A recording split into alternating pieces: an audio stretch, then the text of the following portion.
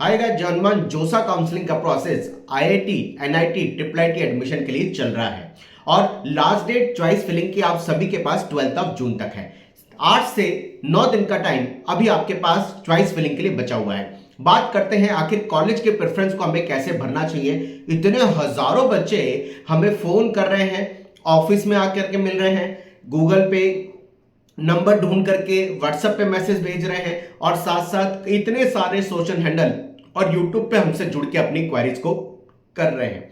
लेकिन सबसे इंपॉर्टेंट होता है कि कॉलेज के प्रेफरेंस को सिस्टमेटिकली कैसे बनाया जाए। ध्यान रखिए, कॉलेज के प्रेफरेंस को बनाते समय इस साल 127 कॉलेजेस की 920 के आसपास ब्रांचेस और कॉलेजेस के प्रेफरेंस को आपको भरना है। यानी इतने सारे कॉलेज और इतनी सारी ब्रांचेस के प्रेफरेंस को आपको बनाना है और उसको अपनी प्रायोरिटी पे डिक्रीजिंग ऑर्डर में आपको बनाना है। जब कॉलेजेस के प्रेफरेंस को डिक्रीजिंग ऑर्डर में बनाया जाता है तो सबसे पहले इंपॉर्टेंट होता है कि कॉलेजेस की प्रायोरिटीज तय करें। कॉलेजेस में किन किन ब्रांचेस तक आप जा सकते हैं उसको देखें। जोसा की वेबसाइट पर लास्ट ईयर की ओपनिंग रैंक भी ये दिखाती है कि आखिर ब्रांचेस का ट्रेंड क्या है और क्लोजिंग रैंक भी दिखाती है कि ब्रांचेस का ट्रेंड क्या है। लेकिन ओपनिंग क्लोजिंग रैंक से हम केवल ब्रांचेस के ट्रेंड का आइडिया लगा सकते हैं। कॉलेजेस में उन पर्टिकुलर ब्रांचेस का ट्रेंड का आइडिया लगा सकते हैं, लेकिन वो ट्रेंड बिल्कुल हूबहू हर साल फॉलो हो ऐसा नहीं है। यानी जोसा की ओपनिंग क्लोजिंग रैंक हम जरूर देखें, उससे हमें ट्रेंड का आइडिया लगेगा, लेकिन कट टू कट ये ना देखें कि लास्ट ईयर इस पर्टिकुलर कॉलेज की पर्टिकुलर ब्रांच इस रैंक पे क्लोज हो गई और हमारी रैंक अगर उससे पीछे है हम ये मान के सोचें कि हमें मिलेगी नहीं तो हम भरे क्यों, ऐसा नहीं है। और साथ साथ ये भी ना सोचें कि लास्ट ईयर की क्लोजिंग रैंक इस पर्टिकुलर ब्रांच पे तो मिल गई, हमारी रैंक इतनी अच्छी है क्या पता ये हमें मिल ही जाएगी, ऐसा नहीं है। यानी ओपनिंग क्लोजिंग रैंक एक ट्रेंड को शो करती है, एक एक्सपेक्टेशन को शो करती है, लेकिन उस एक्सपेक्टेशन के हिसाब से हर बार वो एक्सपेक्टेशन पूरी होगी या ओपनिंग क्लोजिंग रैंक के हिसाब से वैसे ही ट्रेंड चलेगा, ऐसा जरूरी नहीं है। आप सभी को करना क्या है, आप सभी को जोसा की वेबसाइट पर उस ट्रेंड का आइडिया लगाना है, क्या क्या मिल सकता है उस पॉसिबिलिटी का आइडिया लगाइए, लेकिन उसको कट टू कट मत भरिएगा। कि अगर आप देखें एग्जांपल की तरह आईआईटी, मैं मद्रास की एग्जांपल लेता हूं, मैकेनिकल सपोज 3000 रैंक के आसपास क्लोज हुआ, हमारी रैंक 3000 थी या हमारी रैंक 3100 थी। हमने माना कि 3000 रैंक पे क्लोज हो गया, हमें मिलेगा नहीं, हमने नहीं भरा। हमारी रैंक 2900 थी, हमने देख लिया कि यार 3000 में मैकेनिकल हमने भर दिया, हमें लेना नहीं था और मिल जाएगा। लेकिन ये दोनों काम नहीं करने हैं। अगर आपको किसी कॉलेज की ब्रांच को लेना है और वो आपको नहीं मिल रही है लास्ट ईयर के ट्रेंड के हिसाब से, तो भी आप उसको जरूर भरिए। और भले ही आपको कोई ब्रांच नहीं लेनी है और वो मिल रही है तो प्लीज ऐसा रिस्क मत लीजिएगा कि अगर आपको नहीं लेनी है, मिल नहीं रही है, आप उसको जबरदस्ती भर रहे हैं। आप ऐसा काम मत करिए। जो ब्रांच लेनी है भले ना मिल रही हो वो आपको भरनी चाहिए। जो ब्रांच भले आपको नहीं लेनी है और मिल रही है लेकिन उसको मिलना, अगर मिल रही है नहीं लेनी तो नहीं भरना है, क्योंकि अगर आपने भर दी, कोई भी कॉलेज की ब्रांच आपसे मिस हो गई तो भी नुकसान होगा, कोई कॉलेज की ब्रांच आपने जबरदस्ती भर दी तो भी नुकसान होगा, क्योंकि दोनों ही केसेस में आपका लॉस हो सकता है। तो गाइस, जोसा के सीक्वेंस को बहुत सेंसिटिविटी से बनाइए। ये बहुत सेंसिटिव इशू होता है चॉइस फिलिंग का।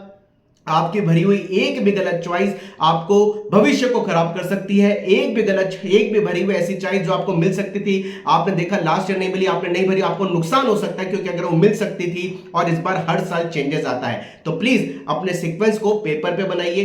पहले सबसे पहले डिक्रीजिंग ऑर्डर में बनाइए, ब्रांचेस के स्कोप को पढ़िए। मैं कई दिनों से बच्चों को लगातार एक बात कह रहा हूं, कॉलेज के प्रेफरेंस को बनाते समय ब्रांच और कॉलेज दोनों के सीक्वेंस को चेक किया जाता है। ऐसा नहीं होता एक कॉलेज को पकड़ लिया उसकी सारी ब्रांच भर दी, दूसरे कॉलेज को पकड़ लिया उसकी सारी ब्रांच भर दी। ये बिल्कुल गलत तरीका है, क्योंकि एक कॉलेज के अगर आपने सारी ब्रांच भर दी जबकि दूसरा कॉलेज उसके सिमिलर था तो उसकी वो अच्छी ब्रांच आपको कभी नहीं मिल पाएगी, क्योंकि आपने उसकी पहले वाले कॉलेज की सारी लोअर ब्रांचेस भर दी। कॉलेज ब्रांच ऐसे हमेशा सीक्वेंस बनाया जाता है। ब्रांच के स्कोप्स को पढ़िए, कॉलेजेस के स्कोप को पढ़िए, आप आगे क्या करना चाहते हैं, किन ब्रांचेस में आप डिजर्व करते हैं, किन ब्रांचेस में आपको मिलने की प्रोबेबिलिटी है, उन ब्रांचेस में क्या स्कोप है, आप अपनी हर ब्रांच को रिलेट करिए।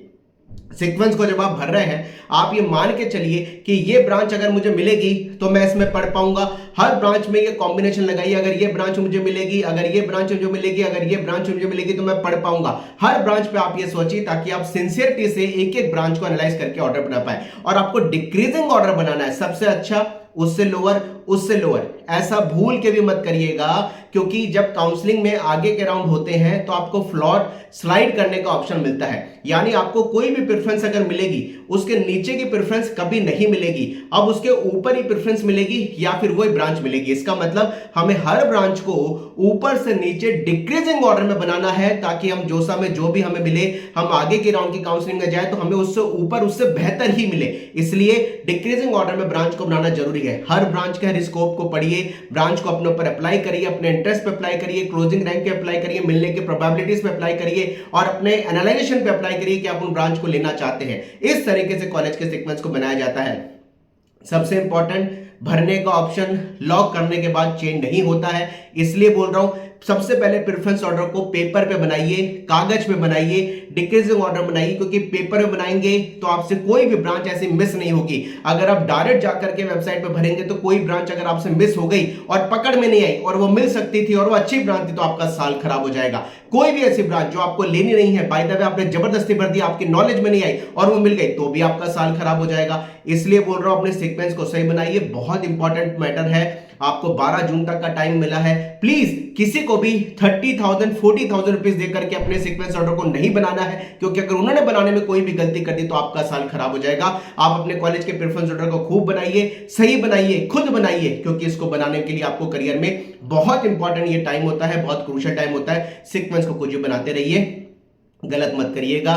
फिर रिपीट करूंगा, पूरा जोसा काउंसलिंग के चॉइस फिलिंग तक, आगे ऑनलाइन रिपोर्टिंग तक, जोसा के अंदर, सीसेप के अंदर हम आपके साथ आपको फ्री ऑफ कॉस्ट इस चैनल पर लगातार हेल्प करते रहेंगे। आप अपनी क्वेरीज को लिखते रहिए, चैनल पे बने रहे हमारे साथ। Wish all the best. ये सारे जो इंपॉर्टेंट की पॉइंट्स मैंने बताए हैं ये चॉइस फिलिंग में आपको बहुत हेल्प करने वाले हैं। जय Hanuman, bye bye, thank you very much.